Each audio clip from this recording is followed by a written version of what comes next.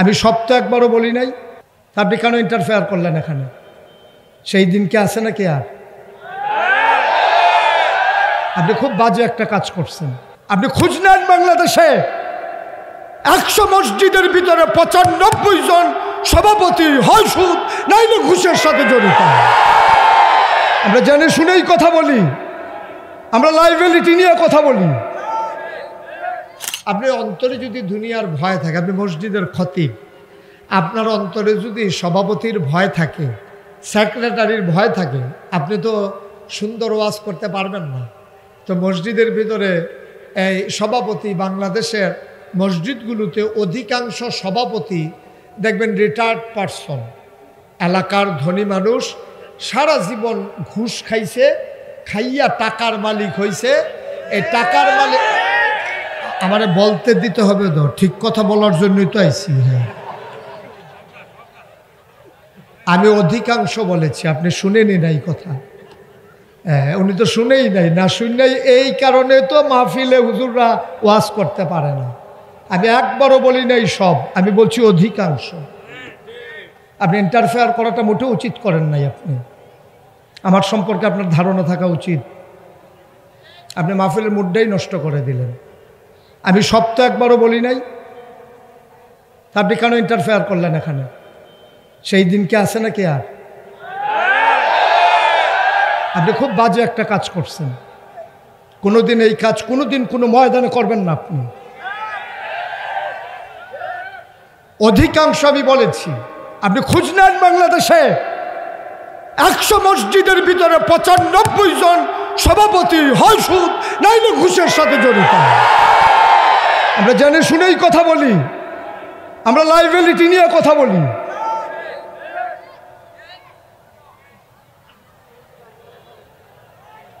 কয়জন ভালো মানুষ বাংলাদেশে আমার জানা আছে? পৃথিবীর ইতিহাসে এমন কোন ইতিহাস নাই সরকার বদলের পরে 313 জন মেম্বার অফ পার্লামেন্ট, যেই জায়গায় আমলা কামলা, র্যাব, গোয়েন্দা, ঊর্ধ্বতন কর্মকর্তা সারা বাংলাদেশ থেকে একযুগে পালিয়ে যায়, পৃথিবীর ইতিহাস নাই, শুধু বাংলাদেশ।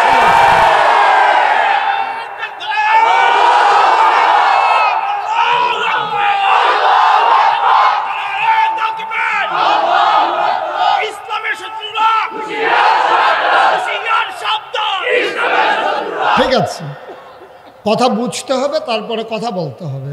মাইক এখন আমার হাতে। একজন আলেমের সাথে কিভাবে কথা বলতে হয় আমরা ওইটা বুঝি নাই বলেই একসাথে সবাই পালানো লাগছে। যদি ডাক শুনতো, কথা শুনতো, তাইলে সবাই একসাথে পালানো লাগে না। আমি মনে করি 101টা কারণ যদি থাকে সরকার পতনের, এর ভিতরে 1 নম্বর কারণ হচ্ছে আলেম ওলামার সাথে বেয়াদবি।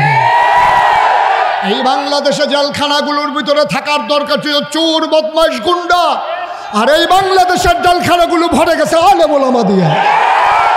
এই বাংলাদেশ আলেম ওলামা দিয়ে মিথ্যা ট্রাইব্যুনাল সাজাইয়া, মিথ্যা প্রসিকিউটর সাজাইয়া, মিথ্যা বিচারপতি সাজাইয়া, মিথ্যা সাক্ষী বানাইয়া আমার কোরআনের বাকিগুলোকে হত্যা করা হয়েছে। এই বাংলাদেশে কে কোন অপরাধী আমাদের জানা আছে? অপরাধীরা পার পেয়ে যায়, ভালো মানুষগুলো অপরাধীর কাঠগড়ায় দাঁড়ায়, ঠিক কিনা বলেন?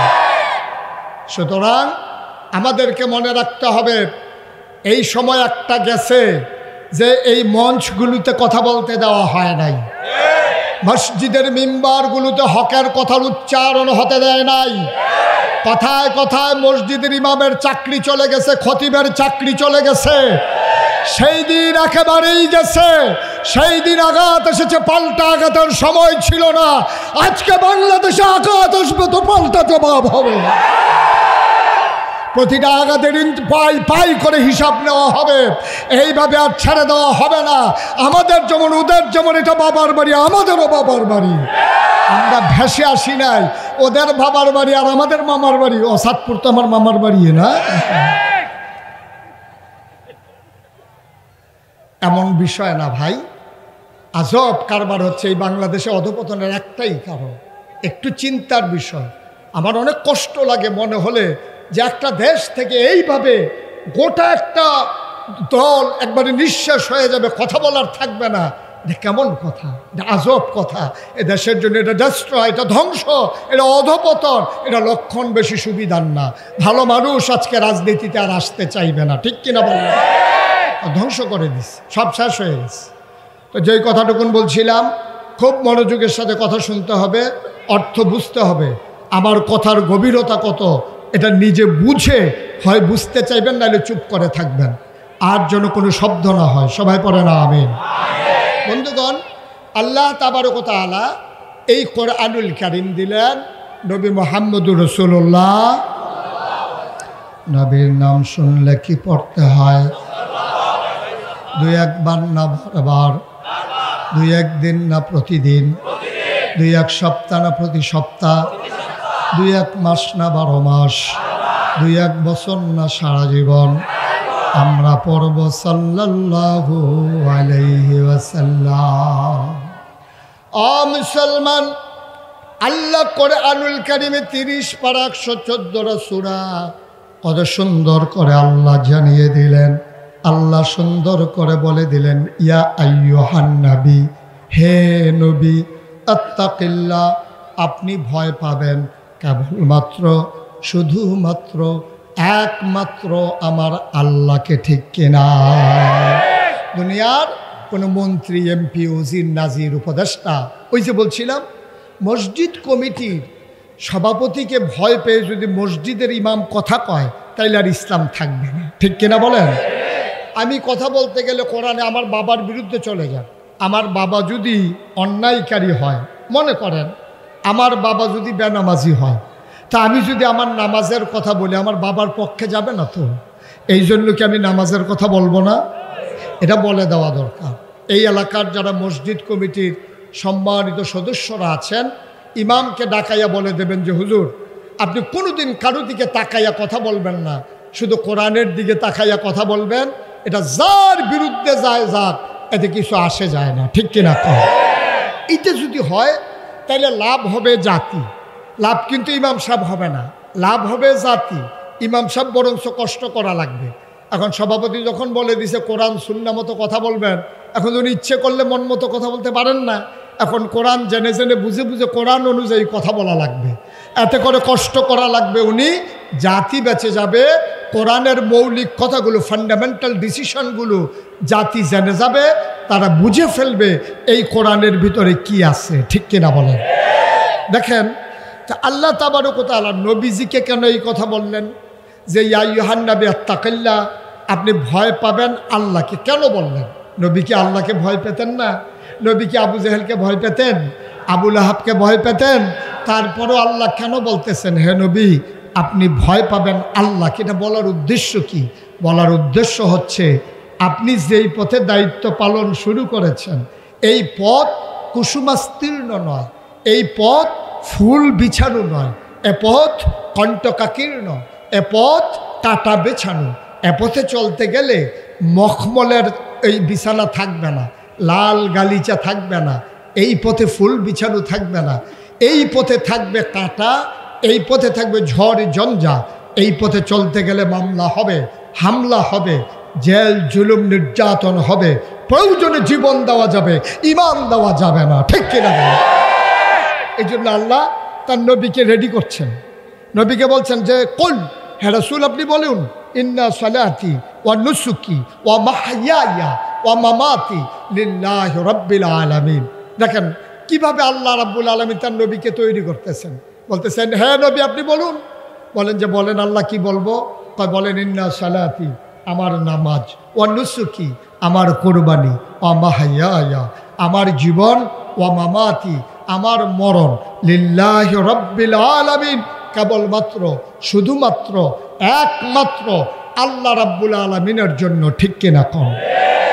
এটা দিয়ে রেডি করলেন যে আপনার মৌলিক সিদ্ধান্ত, আপনার নীতিগত সিদ্ধান্ত, আপনার হৃদয়ের অনুভূতি আপনি নিজেকে নিজে তৈরি করেন।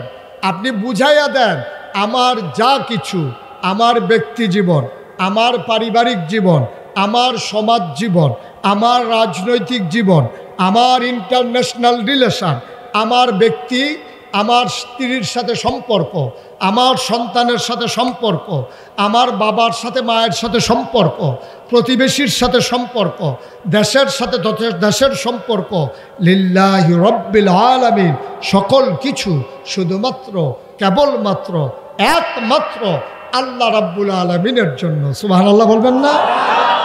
এই আল্লাহ নবীকে যেটা শিখাইলেন এটার সাথে কি আমরা একমত? কথা বলেন একমত? আমার জীবন কার? আমার মরণ কার? সূরা তাওবার 111 নম্বর আয়াতে আল্লাহ আরো সুন্দর করে বলে দিলেন, ইন্নাল্লাহা ইশতারা মিনাল মুমিনিনা আনফুসাহুম ওয়া আমওয়ালাহুম বিআন্না লাহুমুল জান্নাহ। ও মতলবের মানুষ, শুনো শুনো শুনো, ইন্নাল্লাহা, নিশ্চয়ই আল্লাহ, ইশতারা, ক্রয় করে নিয়েছেন, কিনে নিয়েছেন, মিনাল মুমিনিনা, মুমিনদের কাছ থেকে, আনফুসাহুম ওয়া আমওয়ালাহুম, তোমাদের জান এবং তোমাদের মাল, বিআন্না লাহুমুল জান্নাহ, আর এর বিনিময়ে যা দিয়ে তোমাদের কাছ থেকে জানমাল কিনেছে তার নাম হলো জান্নাত। সুবহানাল্লাহ বলবেন? তাহলে এই জান কার? কথা বলেন, এই জান কার? এই মাল কার? এখন আমাদের কাছে আছে, বলতেছি আল্লাহর, হইল কেমনে? আল্লাহ বলছেন জান আর মাল যদিও তোমরা বিক্রি করছো, আমি আবার তোমাদের কাছে আমানত রেখেছি। এই জান তোমাদের কাছে আমানত, এই মাল তোমাদের কাছে আমানত। এখন যিনি জান আর মাল আমানত রেখেছেন, উনি যেই পথে চলে, যেই পথে চালাইতে বলেন, মাল আর জানকে ওই পথে চালানো, এইটাই যার কাছে আমানত রেখেছে তার দায়িত্ব। ঠিক কিনা বলেন? আমি যদি আমার এই খাতাটা ওনাকে দিই, ওনার কাছে দেওয়ার পর আমি যদি বলি যে আপনি প্রতিটা পৃষ্ঠা আলাদা আলাদা করেন, তা আপনি হয়তো বলবেন, দেখছো হুজুর ওনারে খাতাটা দিছে আর উনি পুরাটা খাতা ছিঁড়ে ফেলতেছে। যেহেতু আমি ওনার কাছে রেখেছি, উনি আমানতদার, আর আমি ওনার কাছে আমানত রেখেছি, আমি বলেছি টুকরা করেন, উনি আমানতদার হিসেবে এইটাই দায়িত্ব। আল্লাহ বলেছেন জান আমার, মান আলা আমার, তুমি হচ্ছে আমানতদার, সুতরাং আমি আল্লাহর হুকুম হচ্ছে তোমার জান ব্যবহার হবে আল্লাহর পথে, মাল ব্যবহার হবে আল্লাহর পথে, তোমার প্রতিটি স্লোগান হবে শুধু আল্লাহর জন্যে। ঠিক কিনা? তোমার কোনো মানুষের চাওয়া পাওয়ার হিসাব মিলানোর জন্যে তোমার কোনো স্লোগান হতে পারে না। তোমার একটা টাকাও আল্লাহর বিরুদ্ধে যায়, ইসলামের বিরুদ্ধে যায়, মসজিদের বিরুদ্ধে যায়, মাদ্রাসার বিরুদ্ধে যায়, আলেম ওলামার বিরুদ্ধে যায়, একটা টাকাও সেই পথে খরচ করার মুসলমানের জন্য হারাম, হারাম, হারাম। ঠিক কিনা বলেন? আপনি মুসলমান, আপনার অর্থ সম্পদ ইসলামের বিরুদ্ধে, আলেমের বিরুদ্ধে, মসজিদ মাদ্রাসার বিরুদ্ধে খরচ করতে আপনি পারেন? কথা কেনা পারেন? আপনি খরচ করতে হবে শুধু আল্লাহর জন্য, যেহেতু সব আপনি আল্লাহর কাছ থেকে আমানত। এই জন্য আল্লাহ বলছেন, হে নবী, আপনি কি ঠিক করে নিয়েছেন? বলল যে হ্যাঁ। তাইলে এবার ইত্তাকিল্লাহ, আপনি ভয় পাবেন আল্লাহরে। কারণ আবু জেহেল, আবু লাহাব, উতবা, সাইবা টিটকারি মাসবে, মস্কারা করবে, পাগল বলবে, জিনে ধরবে বলবে।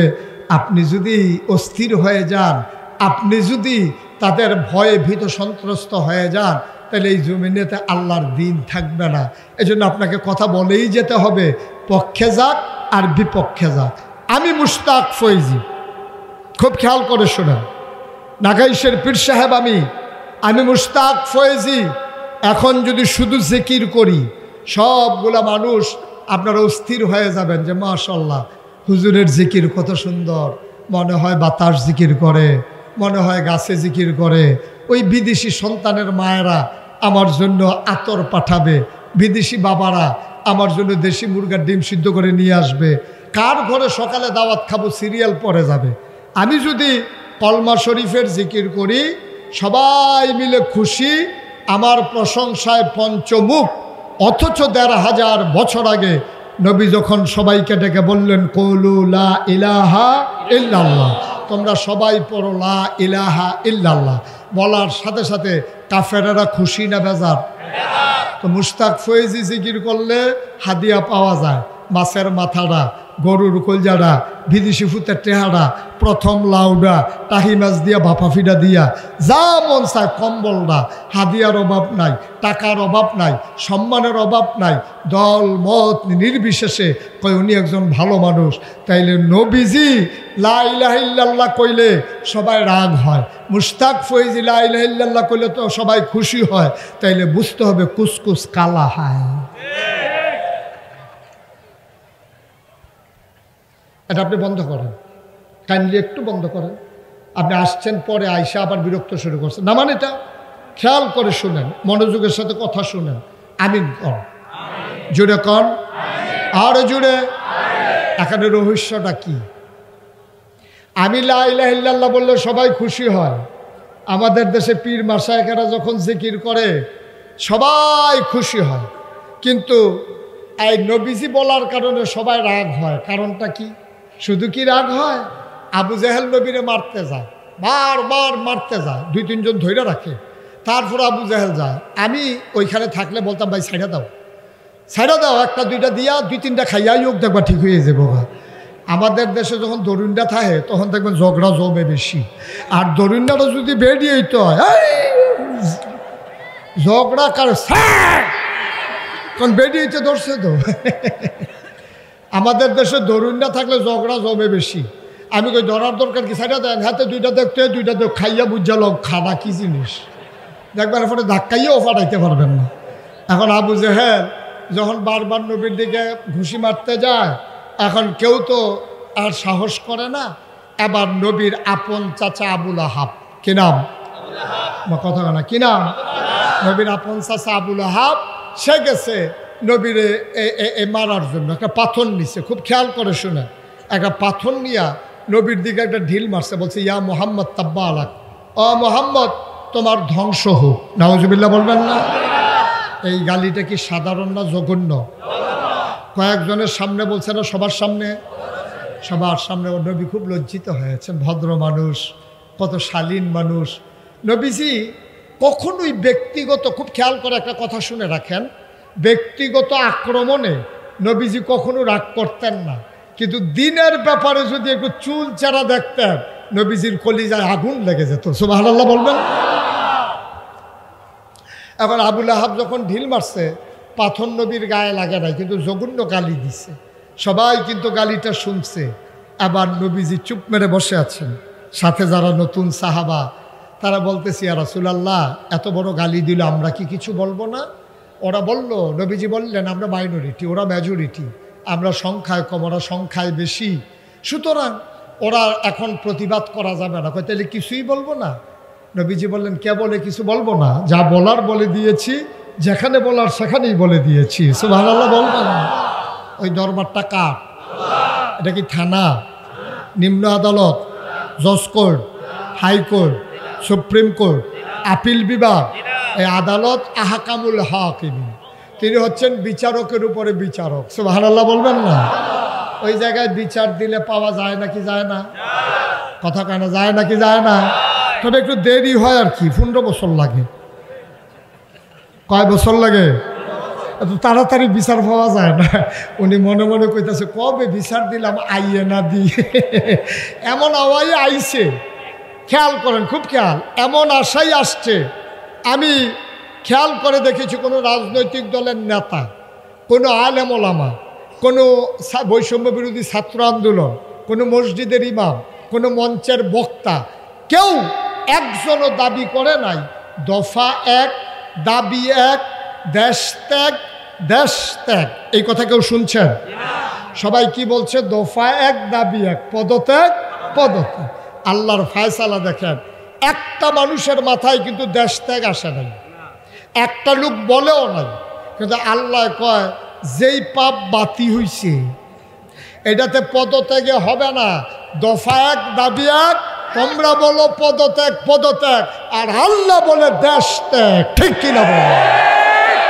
একজন লোকও কিন্তু বলে নাই, কেউ চিন্তায় আসে নাই যে দেশ ত্যাগ করতে হবে। এই ফায়সালা কার? কথা বলে কার? তাহলে বুঝে গেল বিচার দিলে পাওয়া যায় নাকি যায় না? নবীজি বিচার দিয়েছেন কার দরবারে? নবীজি নিজেই কয় লা হাজাব বাইনাহু ওয়া বাইনাল্লাহ, তার মাঝে আল্লাহর মাঝে কোনো পর্দা নাই। যার উপরে তুমি জুলুম করেছ তারে কয় মাজলুম। মাজলুম যখন আল্লাহ বলে ডাক দেয়, আল্লাহর সাথে সাথে কবুল করে নেয়। তবে রেজাল্ট আছে সুবিধা মতো। নবীজি বিচার দিলেন কার দরবারে? কিসের বিচার দিছিলেন? ওই পাথর যে মারছিল, মনে আছে তো নাকি? হ্যাঁ, ঠিক আছে, ফাইন, সচেতন শ্রোতা। এখন বিচার দিছে পরে, এখন সব সাহাবারা বসে আছেন। নবীজি চোখের পানি ছেড়ে দিয়ে কাঁদতেছেন, সাহাবারাও বসে আছেন। আল্লাহর নবীর মনটা খুব খারাপ, সাহাবারাদেরও মন খারাপ। আলাপ সালাপ করতেছে, হঠাৎ করে নবীজি বললেন ওয়ালাইকুম আসসালাম রাহমাতুল্লাহ। সবাই অবাক বিস্ময়ে, তাকে কেউ তো সালাম দেয় নাই। নবীজি কেন বললেন ওয়ালাইকুম আসসালাম রাহমাতুল্লাহ, কেন বললেন? এই সময়ে হঠাৎ করে সাহাবারা জানতে চাইলেন, ইয়া রাসূলুল্লাহ, কেউ তো আপনারা সালাম দেয় নাই, আপনি কার সালামের জবাব দিলেন? সুবহানাল্লাহ বলবেন না? আল্লাহর নবী ডাক দেয়া কয়, ও সাহাবারা মন দিয়ে শোনো। আল্লাহর ফেরেশতা জিবরাইল আমারে এসে কয়, আসসালাতু ওয়াসসালামু আলাইকা ইয়া রাসূলুল্লাহ। আমি বলে দিলাম ওয়ালাইকুম আসসালাম ওয়া রাহমাতুল্লাহ। কয় উনি কি বলতে চায়? কয় উনি এসে বলতে চায়, নবী গো, আপনি কি আল্লাহর কাছে কোনো বিচার টিচার দিছিলেন নাকি? সুবহানাল্লাহ কয় না? কয় আমি একটু আল্লাহরে জানাই রাখছিলাম। কয় বিচারের রায় তো চলে আসছে, রায় আমরা সবাই জানি, সবাই পারি, চলো দলবদ্ধভাবে সবাই পড়ি। আউযু বিল্লাহি মিনাশ শাইতানির রাজীম। বিসমিল্লাহ।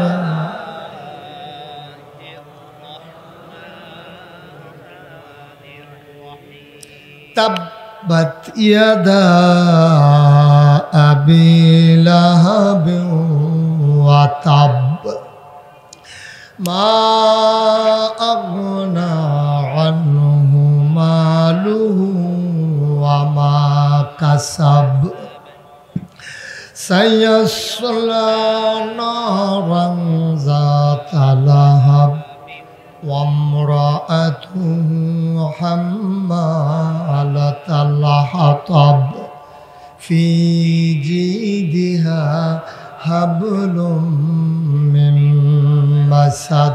সুবহানাল্লাহ কয় না? গালি দিছিল কি দিয়া? শব্দটা কি মনে আছে? কি বলছিল? ইয়া মুহাম্মদ তাব্বা আলাক, ও মুহাম্মদ তোমার ধ্বংস হোক। তাব্বা, যেই শব্দটা দিয়ে গালি দিল, তাব্বা মানে ধ্বংস হোক। খেয়াল করে, এটা কিন্তু ভবিষ্যৎকালের কথা বলেছে, ধ্বংস হোক। আর আল্লাহ কয় তাব্বাত, ধ্বংস হয়ে গেছে। সুবহানাল্লাহ বলবেন না? ওইটা যার জবাব। ইয়াদা, দুই হাত, আবি লাহাব, আবু লাহাবের, ওয়াত্তাব, এমন ধ্বংস হইছে, কবিরাজের বাড়িতে নিয়া ফাতা ফেসাইয়া ছবি বানতে পারবা, প্লাস্টার করতে পারবা ট্রমা সেন্টারে, কিন্তু এমন গুড়ার গুঁড়া হইছে আর জোড়া লাগবে না। সুবহানাল্লাহ বলবেন না? এই কথা কি মুশতাক ফয়েজের না? আল্লাহ ওই যে তাব্বাত ইয়াদা যেই শব্দ দিয়ে গালি দিছে, এই শব্দ দিয়ে জবাব দিছে।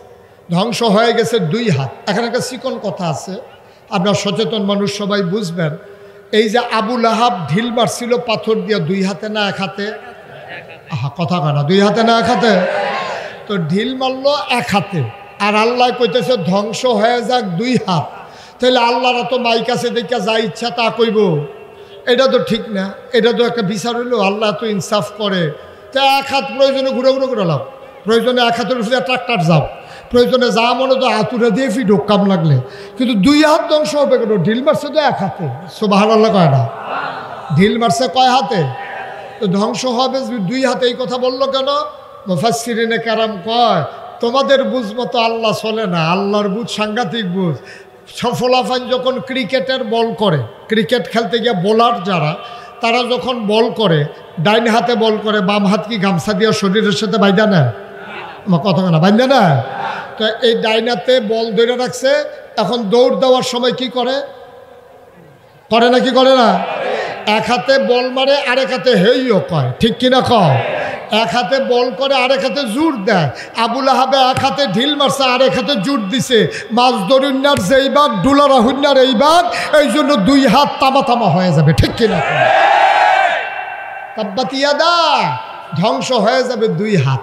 মুফাসসিরিনে কেরাম কয় তোমরা তো যা শুনো তাই বুঝো, কিন্তু এই শব্দের ভিতরে আরও আছে। যদিও আল্লাহ বলেছেন ধ্বংস হয়ে যাবে দুই হাত, এই দুই হাতের ভিতরে আছে 6 হাত। কয় হাত? কথা না, কয় হাত? আমি এই হাতগুলার নাম বলবো আর আপনারা 1 2 গইনা যাবেন। হ্যাঁ, ডাইন হাত, কথা কয় না, ডাইন হাত, বাম হাত, দুনিয়া, আখিরাত, ছেলে মেয়ে বউ, সম্পদ। কয়টা হয়েছে? আবার আপনারা করবেন, হ্যাঁ জোরে আওয়াজ করে করবেন। ডাইন হাত, বাম হাত, দুনিয়া, আখিরাত, ছেলে মেয়ে বউ, সম্পদ। কয়টা হয়েছে? ঢিল মারছিল কয় হাতে? এখন টান দিছে কয়টা লইয়া? খেলা কার? মুসলমান। আবার যখন 6 হাতের কথা বলছে, মক্কার মানুষগুলা খুব দ্রুত বুঝে ফেলছে, ওরা আরবি জানতো। আবু লাহাবের সঙ্গী সাথী নিয়া চায়ের স্টলের ভিতরে আড্ডা মারতে আছে। কি রে মোহাম্মদ রে যে ঢিল মারছিলাম কেমন হয়েছে? কয় ভাই সব গেছিল সুজে জোর কম, ভাবিরে কইন দুধ মুধ খাওয়াইতো, আপনার শৈল তো জোর কমা গেছে, ঢিল দই পর্যন্ত যায় নাই। আবু লাহাব কয় দিছিলাম তো জোরেই গেল না কেন বুঝলাম না। নবীর সাহাবাদের সামনে যখন আয়াত নাজিল হলো, সাহাবারা কয় ইয়া রাসূলুল্লাহ এটা কি সবাইকে বলে দেব? কয় সবাইকে জানিয়ে দাও। এবার সাহাবারা দৌড়ায়, যারা পায় তারই কয়। আবু লাহাব যে গালি দিছিল জবাব আসছে, গিয়া দেখে আবু লাহাব আড্ডা মারতে আছে। সাহাবা গিয়া কয় লাহাব ভাই সাহেব জবাব তো চলে আসছে। কয় কি বলছে তোমাদের আল্লাহ? কয় তাব্বাত ইয়াদা আবি লাহাব ওয়া তাব। এই কথা যখন আবু লাহাব শুনছে উঠটা দিছে দৌড়। আবু লাহাব আরবি বুঝতো নাকি বুঝতো না? তখন আবু জেহেল আবু লাহাব উঠটা দিছে দৌড়। তো যখন নেতা দৌড় দিছে, এখন কর্মীরা তো হুঁশ নাই। এখন কর্মীরা দৌড় দিয়ে গিয়া ধরছে, ধরে কয় আপনি আমাদের নেতা না, আপনি যদি হেলিকপ্টার উঠটালান আমরার কি উপায়? আপনি হেলিকপ্টারে উঠলে আমাদের উপায় কি?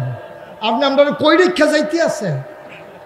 আপনি যে দৌড় দিতে আছে আপনাদের, আপনি চলে গেলে আমাদের উপায় কি? আবার আবু লাহাব দাঁড়াইছে। আবু লাহাবের সঙ্গী সাথীরা কয় ভাইয়ারা আয়াত নাজিল হইছে আমার ব্যাপারে, তো আমি দৌড় দিতাম নাকি তোমরা দৌড় দিবা? আমি এনা টের ফাইতে আছি কি যাইতে আছে। আপনি কি মোহাম্মদের আল্লাহরে মানেন? কয় না। মোহাম্মদের আল্লাহরে মানেন না, মোহাম্মদের কথা বিশ্বাস করেন? কয় না। তো মোহাম্মদের আল্লাহরেও মানেন না, মোহাম্মদের আল্লাহর কথা বিশ্বাসও করেন না, তো মোহাম্মদের আল্লাহ যা কইছে এটা নিয়ে আপনি ভয় পাইছেন কেন? আবু লাহাব চিৎকার করে কয় ভাইয়ারা মোহাম্মদের আল্লাহও মানি না, মোহাম্মদের নবীও মানি না, মোহাম্মদের ইসলামও মানি না, মোহাম্মদের বিশ্বাসও করি না, কিন্তু খেয়াল করে দেখছি মোহাম্মদের আল্লাহ যা কয় তাই হয়। সুবহানাল্লাহ। হয় নাকি হয় না? কথা কেন হয় নাকি হয় না? এখন নমুনা খারাপ। শুরু হইব কি দিয়া? কইছে কয়টা? কথা কেন কয়টা?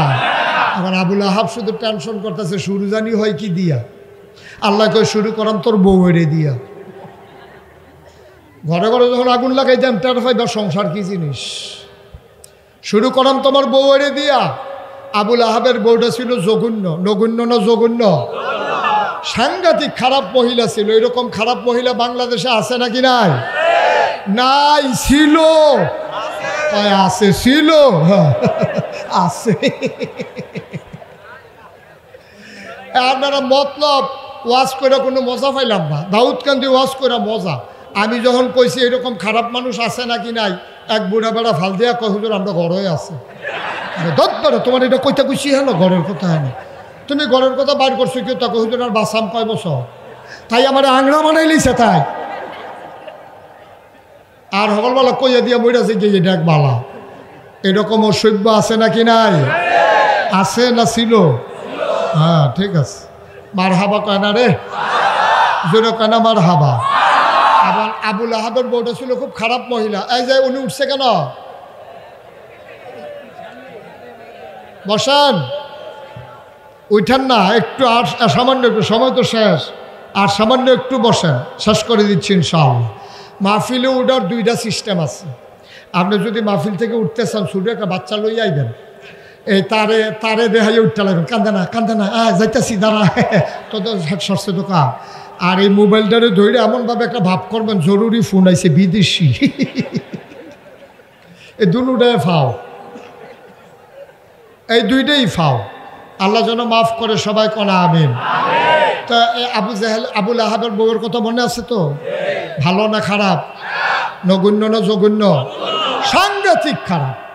এই মহিলা জঘন্য। রাস্তার ভিতরে কাটা বিছাই রাখত, সারা রাত অপেক্ষায় করত নবীর পায়ে কখন কাটা বিঁধবে।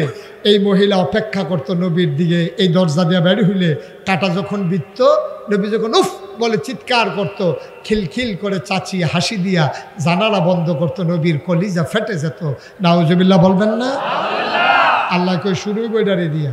এখন আয়াত যখন নাজিল হইছে তাব্বাত আবি লাহাবেও ওয়াতাব, এই আয়াত আবুল আহাবের বউ শুনছে। রাগ কি কমছে না বাড়ছে?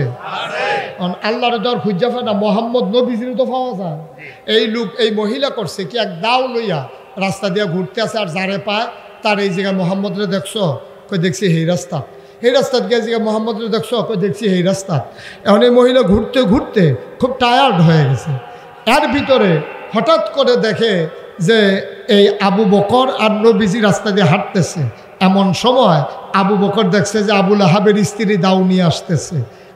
আবু বকর চিৎকার করে কই, ইয়া রাসূলুল্লাহ সর্বনাশ, আবুল আহাবের বৌদা আসতেছে দাও নিয়া, আপনারে পাইলে তো দুই টুকরা করে ফেলবে।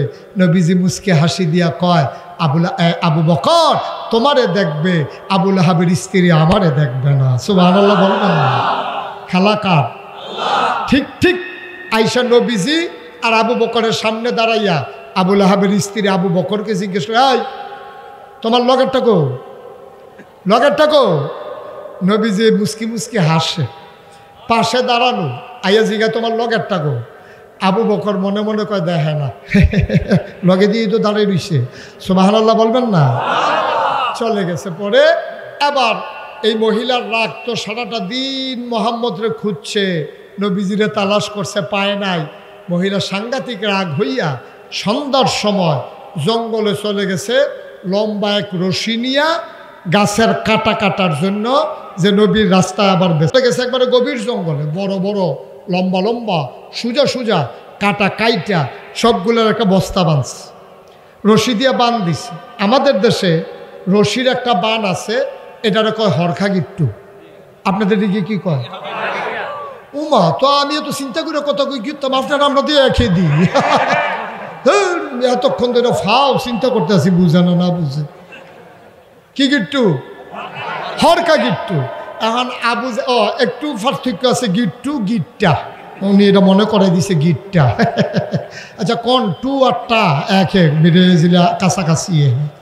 তো হরকা গিট্টু দিয়া এখন কাটাগুলারে যখন মাথায় উঠাবে, জঙ্গলের ভিতরে তো কোনো মানুষ নাই। এখন মহিলা যখন বোঝা উঠাইতে গেছে, খুব খেয়াল করেন চিকন কোথায় এসে পড়ছি আমরা, মাহফিলের শেষের দিকে এসে পড়ছি। এখন যখন বোঝা উঠাইতে গেছে, দেখে ওজন বেশি হয়ে গেছে, উঠাইতে পারে না। আচ্ছা মতলবের মানুষ, সচেতন মানুষ, আপনারা বলেন তো, যখন আমরা দেখব যে কোনো মানুষ নাই ধরে উঠাই দেওয়ার মতো, বোঝাটা ভারী হয়ে গেছে, আমরা হইলে কি করতাম? একটু কমাই নিতাম। Thank you. আমরা কি করতাম? কমাইতো না তো, ইয়া বেশি তো। কি বেশি? আহা না, এটা করার দরকার নাই, ইয়া বেশি। এই মহিলার তো ইয়া বেশি, কমাইতো না। শয়তানে আইয়া বুদ্ধি দিছে কমানোর দরকার নাই। এরকম কাটা আর ফাও না, না ফাও দরকার আছে, এটা নেওয়ার দরকার আছে। এবার আসেন আসল কথা। এই যে এটা একটা পানির বোতল, এইটা মনে করেন এটা একটা পাথর। খেয়াল করেন সবাই, দেখা যাচ্ছে এখানে এই পানির বোতলটা একটা পাথর, এই চায়ের কাপটা একটা পাথর, মাঝে একটু ফাঁকা জায়গা আছে নাকি নাই? আবুল আহাবের স্ত্রী মাঝের ফাঁকা জায়গায় দাঁড়াইছে, দাঁড়াই ওসা পাহাড়টার উপরে লাকড়ির বোঝাটা, কাটার বোঝাটা উঠাইছে। মহিলার চিন্তা হইল মাথাটা নোয়াইয়া কোনো মতে যদি মাথায় নিতে পারি, ধৈরা দাঁড়াইতে পারলে বাড়িতে চলে যেতে পারবো, কোনো টেনশন নাই। খেলা তো আল্লাহ। এখন সামনের পাথরে উঠাইছে বোঝা, মাঝের জায়গায় দাঁড়াইছে আবুল আহাবের স্ত্রী, পিছনে আরেকটা কি, এই তো মাশাআল্লাহ ফাইন। এখন আবুল আহাবের স্ত্রী মাথা নোয়াইয়া যখন ওই সামনের পাথর থেকে এমনি হাত দিয়ে গোড়ানি দিছে মাথায় তোলার জন্য, গৈরানি বুধ একটু জুড়ে পড়ছে। এই গৈরানির জুড়ের ঠেলায় মাথায় না পড়া ওই পাথর চলে গেছে, ওই বোঝা চলে গেছে পিছনের পাথরের পিছন দিয়া। আর কোন ফেরেস্তায় বুধ হরখার যে গুলটা, এই হরকা দিলে একটা গিট্টু বার হয় নাকি বার হয় না, এই গুলটা বোধহয় ফেরেস্তায় ধরে রাখছে, এই গুল লাগছে গোলাপ। এখন বোঝা পড়ছে পাথরের এই পার্শ্বে, গুলডা রেখে রয়েছে গোলাপ, সামনের পাথরে ফাও আটকাই গেছে, পেছনের পাথরে কবর আটকাই গেছে, এমনি রয়েছে। দুই তিনটা আওয়াজ করিয়া তাই নাই, দুই তিনটা আওয়াজ করছে। যখন বোঝাটা গলার ভিতরে গিয়ে রশিটা আটকাইছে, ফাঁসি হয়ে গেছে না, এখন উল্টায় না তো সামনের পাথরের জন্য, শুয়ে যায় না পেছনের পাথরের জন্য, দুই তিনটা আওয়াজ করিয়া তাই। খেলা কার? কথা বলে খেলা কার? কি খেলা? আল্লাহ। আল্লাহর খেলা দেখছেন? নবী লাগে নাই, নবীর কোনো সাহাবা যায় নাই। সেই জায়গায় যদি কোনো মুসলমান থাকতো তাহলে মুসলমানকে ওরা কচু কাটা করত। আল্লাহ বলছে তোমাদেরকে দোষী করাবো না, আমার ফায়সালা আমি নিয়ে নেব, আমার খেলা আমি খেলে দেব, তোমাদের চিন্তার দরকার নাই। চিৎকার দিয়ে যখন দেখছে যে নাই, সন্ধ্যার পরে আবুল আহাব যখন ঘরে গেছে, ঘরে গিয়ে দেখে স্ত্রী নাই, ঘরে গিয়া দেখে কি নাই, ঘরে গিয়া দেখে বউ নাই, স্ত্রী নাই, পড়ে গেছে পেরেশানিতে। যারে পায় তারই জিগায়, ভাই তোরা ভাবিরে দেখছ? কয় না। কয় তোমরা ভাবি গেল কই, দেখছো না কেউ? একজনে কয় একটু আগে দেখছি দাও লইয়া রশি লইয়া জঙ্গলের ভিতরে গেছে, গিয়া সেরা না রশি দিয়া কি গিট্টু দিছে। এই এলাকায় ওয়াজ করে সুবিধা হইল আপনারা হরখা গিট্টু চিন্না লাইছেন, আমি কক্সবাজার মাহফিলও গিয়া কইছি হরখা গিট্টু ছাইয়া রয়েছে। আমি কই ভাই এমনি দিয়া সেরা, এমনি যে উল্টাইয়া দেয় একটু যে গুলের মতো বারো হেইডা আর কি, এ চাইয়েই রয়েছে, বুঝাইতে আমি পারতাছি না। ফাঁসে সভাপতি হইল ফাজেল মাদ্রাসার প্রিন্সিপাল, ওনারে কইলাম ভাই ভাই এই হরখা গিট্টুটা কারে কয়, আমি তো বুঝাইতাম পারতাছি না, আমার কথা তো তারা বুঝে না, আপনি একটু তারারে বুঝাইয়া কন। এবার আমার দিকে হাসি দিয়া চাইয়া কয় আমি বুঝলে না, তারারে বুঝাইতাম। আমি কি বুঝছি কিচ্ছু? আপনি কিতা কতক্ষণ সবাই আগের থেকে হরখা হরখা করতে আসেন, আমি এই হরখাটাই কইতাম পারলাম জিনিসটা কিতা বুঝছি না। আবার চিন্তা করছি কক্সবাজার যাইতে ব্যাগের ভিতরে করে রশি লইয়া যাবো, হরখা কারে কয় চিনাই দিয়া যাবো। আর আবুল আহাবের বউ আছে না গেছে? আর আবুল আহাবে খুঁজতে আছে, বউ কই বউ কই, খুঁজতে খুঁজতে একজনে কইছে জঙ্গলের দিকে গেছে। এই হাজাক বাতি লাইট মাইট বোম্বা বাতি জ্বালাইয়া জঙ্গলের ভিতরে গিয়ে দেখে গলার ভিতরে ফাঁসি পড়ে আছে, জিব্বা বের হয়ে আছে। তাই আবুল আহাবের স্ত্রী যখন মারা গেছে, আবুল আহাবের কাছে আইসা লোকজন বলতেছে ভাই সাহেব ভাবিরে পাওয়া গেছে। কয় কই পাইছ? কয় জঙ্গলের ভিতরে লাকড়ির ফাঁসি লেগে মারা গেছে। আবুল আহাবে চিল্লান দেওয়া, কয় লাকড়ি টাকড়ি কিচ্ছু না রে, তাব্বাত ইয়াদা, তাব্বাত খেলা হইল আল্লাহ। এই লাকড়ি টাকড়ি ফাও এটি কিচ্ছু না, এটা কোনো বিষয় না, বিষয় হইল খেলা কার? আল্লাহ তো একটা না একটা উপলক্ষ লইয়া করা লাগবে, তো আল্লাহ একটা না একটা উপলক্ষ লইয়াই কারবার ঘটায়। মতলবের মুসলমান মনে রাখো, সব জিনিস নিয়ে তামাশা চলে না। ওলামায়ে কেরাম হলো নবীর ওয়ারিস, ওলামায়ের সাথে চোখ উল্টাবা তো তোমার দুনিয়া উল্টে যাবে, ঠিক কিনা বলো? যুদ্ধের ভিতরে একদল বাহিনী হেরে গেছে, যুদ্ধের ভিতরে হাইরে গেছে, তো রাজমশাই সেনাপতিরে ডাকাইছে, এদিকে আসো, আমরা হারলাম কেন? আমার কি সৈন্য কম আছে? আমার কি র্যাব গোয়েন্দা কম আছে? আমার পুলিশ কম আছে? আমার দলীয় ক্যাডাররা নাই? ওরা থাকতে আমি হারলাম কেমনে? তো পুলিশ অফিসারে কইতে আছে, স্যার গুলি তো করি, গুলি করি একটা, যেইটার উপরে পড়ে এইটাই লড়ে, আবার এই আরেকটা দাঁড়ায়, দৌড় তো দেয় না। সুবহানাল্লাহ বলবেন না? বানানো গল্প না, বাংলার ইতিহাস, ঠিক কিনা বলো? এখন রাজমশাই হারছে, কথা মনে আছে তো নাকি? তো সেনাপতি রেজি গেছে আমরা হারলাম কেন? তো সেনাপতি বলতেছে, রাজমশাই 101টা কারণে আমরা হেরে গেছি। কয়টা কারণে? কথা কয় না, কয়টা? 101টা কারণে আমরা হেরে গেছি। রাজমশাই বলতেছে 1 নাম্বার কারণ বলো। 1 নাম্বার কারণ হইল আমরা কাফের সৈন্যদেরকে ঘেরাও করে ফেলছিলাম, শত্রুদেরকে ঘেরাও করে ফেলছিলাম। আমরা গুলি করতে যাব, এমন সময় দেখি আমাদের বারুদগুলো সব পানিতে ভিজে গেছে। রাজমশাই কয় 101টা কারণের আর দরকার নাই, গুল্লি যখন পানিতে ভিজে গেছে আর জিতনের সম্ভাবনা নাই, সুতরাং একটাই চলবে, আর বাকি 100 আর লাগবে না। আমার ভাইয়ারা জানতে চায় 17 বছর দুর্দণ্ড দানবের সাথে দাপটের সাথে ক্ষমতা চালানোর পরে কেন হেরে গেল? আমি বলি 101টা কারণ আছে। এর ভিতরে 1 নম্বর কারণ হলো এই বাংলাদেশের আলেম ওলামাকে তারা অধপতন ঘটিয়েছে। এই আলেম ওলামাকে ধ্বংস করার কারণে আর কোনো কারণের দরকার নাই। আল্লাহর নবী বলেছেন লা হাজাবা বাইনাহু ওয়া বাইনাল্লাহ, তার মাঝে আল্লাহর মাঝে পর্দা নাই। ওই তাহাজ্জুদের নামাজ পড়ে আলেম যখন চোখের পানি ছেড়ে দেয়, এই চোখের পানির ওজন সহ্য করার ক্ষমতা কারো না। হয়েছেও তাই, হয়েছেও তাই। আর নাইলে আরো আরো আরো অসংখ্য কারণের পরেও এই একটাই কারণ, 1 নম্বর কারণ ওলামায়ে কেরামের সাথে এই বেয়াদবি, ওলামায়ে কেরামকে লাঞ্ছিত করা, অপমানিত করা। আর এই কারণে আল্লাহ তাবারক ওয়া তাআলার বরদাশত করেন নাই। কেননা নবী বলেছেন আল উলামা ওয়ারাসাতুল আম্বিয়া, ওলামায়ে কেরাম নবীর ওয়ারিস। সুতরাং ওয়ারিসের সাথে বেয়াদবি করলে ওই মালিক যেমন বেজার হয়ে যায়, আলেমের সাথে বেয়াদবির কারণে আমার আল্লাহ এবং তার রাসূল বেজার হয়ে গেছে। ঠিক কিনা বলেন?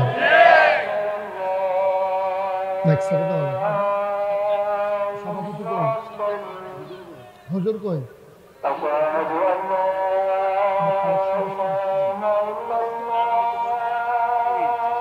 সবাই বসেন, আজ বসেন। আমি কি বলছি উঠতে? একটু বসেন না, আজান শেষ হোক, একজন কেউ আজানের জবাব দিয়ে দেন।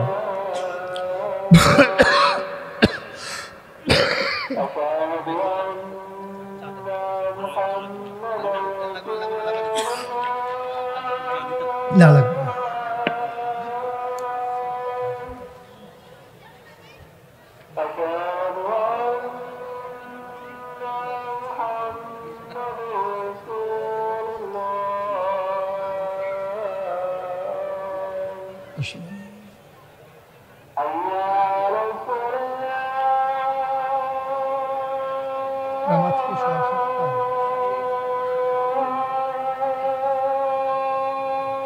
আমি বলছিলাম ওনাদেরকে যে বললো নামাজটা করতে, আমি বলছিলাম একটা আয়োজন লোকজন আসছে, এখন আর হবে না, আজান দিয়ে ছোট থাক। একটু একটু বসেন, আমরা শেষ করে দেব। জামাত সবাই আমরা একসাথে যেন পড়তে পারেন, এটা ব্যবস্থা করে দেবো ইনশাআল্লাহ।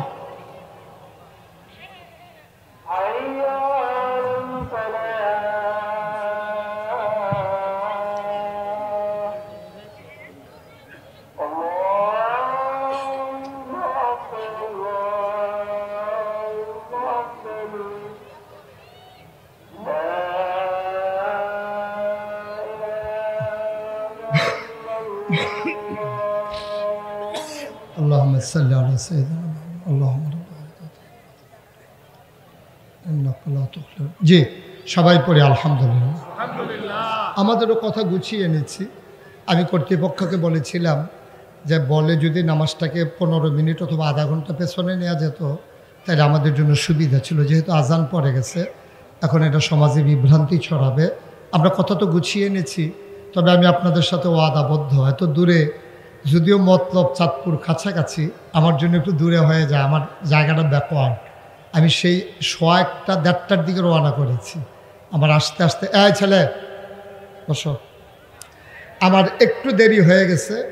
রাস্তার ভিতর প্রচণ্ড জ্যাম, ওই রাস্তাটাতে মাঝে মাঝে নারায়ণপুর, তারপরে নায়ের বাজার, ওইগুলোতে প্রচণ্ড জ্যাম পড়ে, তো ওখানে আমার সময় একটু কিল হয়ে গেছে।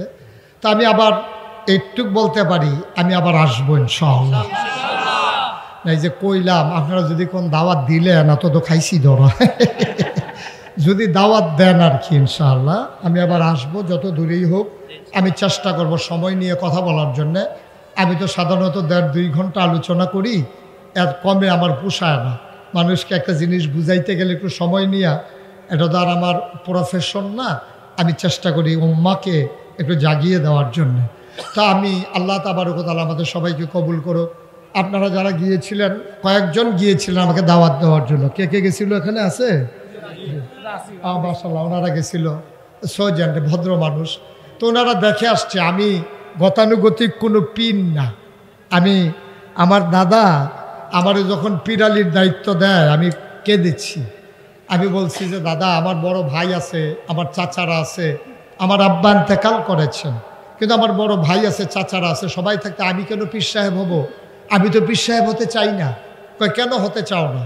আমি বললাম বাংলাদেশে আমি পীর সাহেব দেখতে দেখতে অতিষ্ঠ।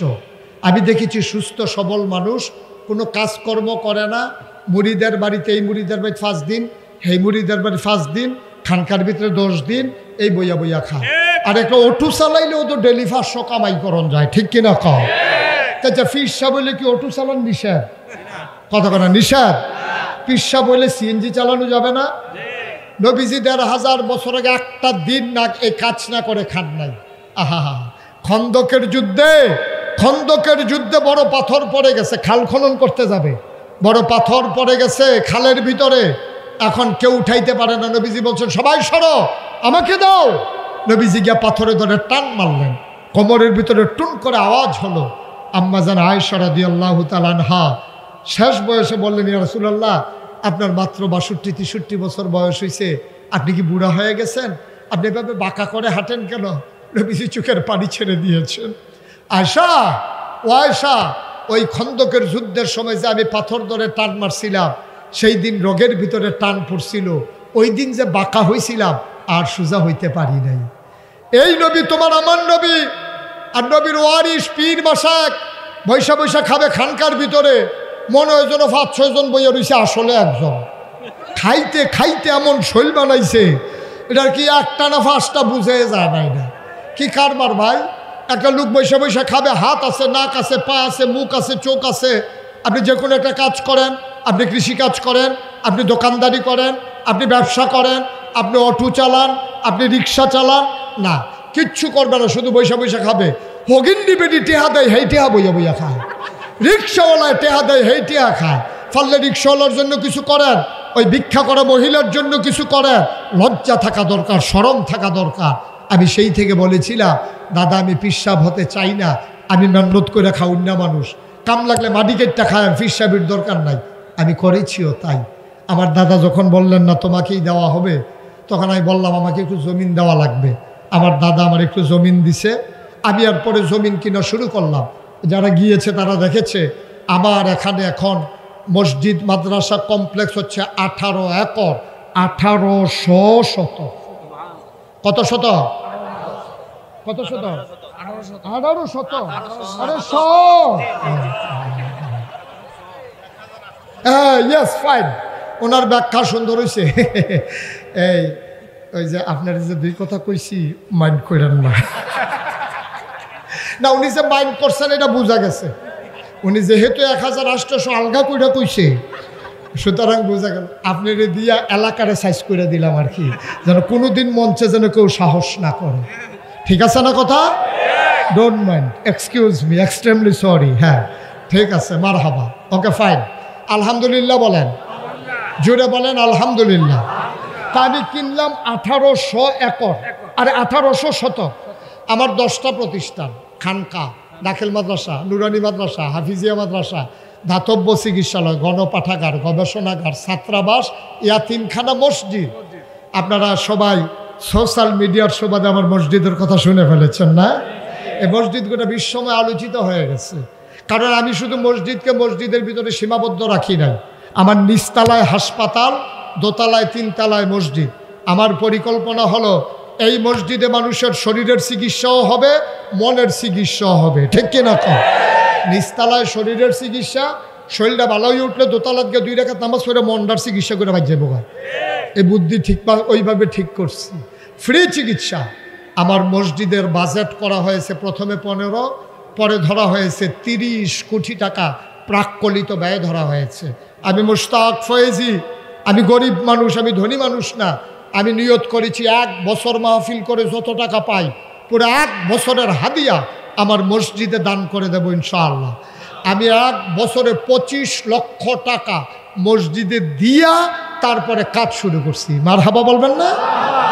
আজকে আপনাদের এখানে আসার আগে আমি মসজিদের হিসাব মিলাচ্ছিলাম, আমি দেখলাম 4 কোটি 23 লক্ষ টাকা আজকে পর্যন্ত খরচ হয়ে গেছে।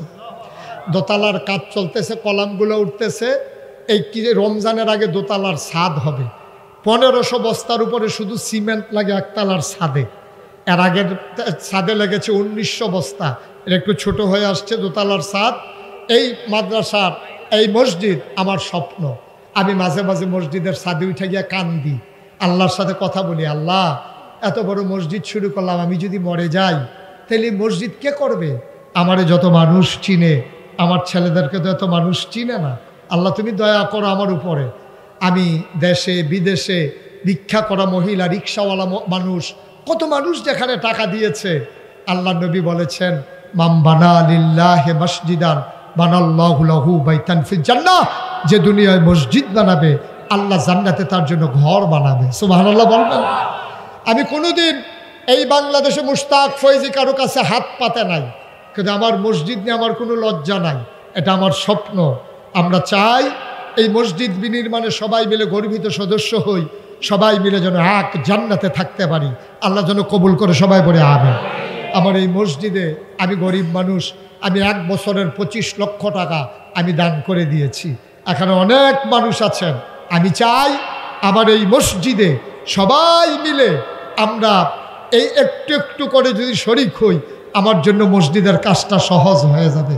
আপনারা যদি পারেন, দয়া করে অনুগ্রহপূর্বক আপনি ওই আল্লাহর নবীর কথা অনুযায়ী মসজিদ বানালে জান্নাতে ঘর হবে, এই আশায় আমি বসার পরপরই আমার এক ভাই এই না আমার হাতে টাকা দিয়েছিল, আপনি না, যে আমার এই ভাই বলতেছে, হুজুর আমার একটা ওয়াদা ছিল আপনার মসজিদের জন্য, টাকাটা নেবেন? আমি বললাম যখন চাই তখন দিয়ে দেন, এখন তো চাইতে আসি লইয়া বইয়া রিসিন কীর্তনী দেন। কারবার দেখছো আরো পকেটের ভিতরে লইয়া বইয়া রয়েছে। এত না, এখানে কত? 5000। উনি ওয়াদা করেছিলেন আমার মসজিদে 5000 টাকা দেবেন। আজকে সাথে করে নিয়ে ভিপি জাকির ভাই, ভিপি জাকির ভাই উনি নিয়ত গেছিলেন, নিয়ত করছিলেন। এই ভাই আগে 5000 বিকাশে পাঠাইছে, এখন আবার নগদ। এখন ক্ষতি বনি কোনো, আরে এই মানুষের 200 ব্যাগ লইয়া মাথা তুই হাঁটতে পারবো? ট্রাকও করে নিবেন। আমি তো মনে করছি লইয়া নি না খাইস যাইব ইনশাআল্লাহ। আজকের মাহফিলের প্রধান অতিথি জনাব আব্দুল হাকিম মিয়াজি, আল্লাহ তুমি তোমার বান্দাকে কবুল করো। আমার ভাই উনি দেবেন 200 বস্তা সিমেন্ট, বলো মারহাবা। আল্লাহ যেন কবুল করে। মাশাআল্লাহ, আমার এক ভাই কিছু দিয়েছেন। আমার ভাই সভাপতি, আজকের মাহফিলের সভাপতি বুলবুল মাস্টার, না স্যার, কখনো মাস্টার বলবেন না, ওনারা স্যার, মানুষ গড়ার কারিগর, ঠিক কিনা বলো? এই বুলবুল কি জোরে বলবা? বুলবুল, বুলবুল, এখন থেকে বুলবুল কি? ওনার মাস্টার বলবে ওনার যারা বয়স সমান, ওনার যারা মুরব্বী তারা বলবে মাস্টার, আমরা বলবো কি? স্যার। বুলবুল স্যার উনি 10,000 টাকা দেবে ইনশাআল্লাহ, ইনশাআল্লাহ। উঠার দরকার নাই, আপনার বসার, আমার ছেলেরা আসবে ইনশাআল্লাহ, ইনশাআল্লাহ। আপনার কাছে